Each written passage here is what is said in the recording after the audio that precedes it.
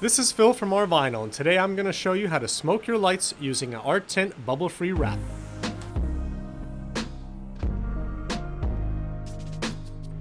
Before you begin, make sure that your light has been properly cleaned. We recommend using Rapid Prep or any other suitable cleaning solution that you know isn't going to damage your light or the adhesive back tint.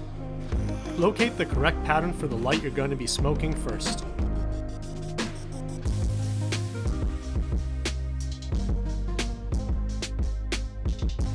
Align the film to one edge of your light and gently tack it into position.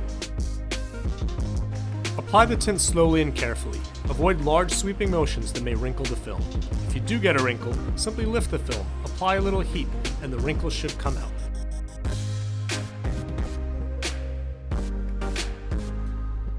If you like what you just saw, give us a thumbs up, and please don't forget to subscribe to our channel for more great install and DIY videos.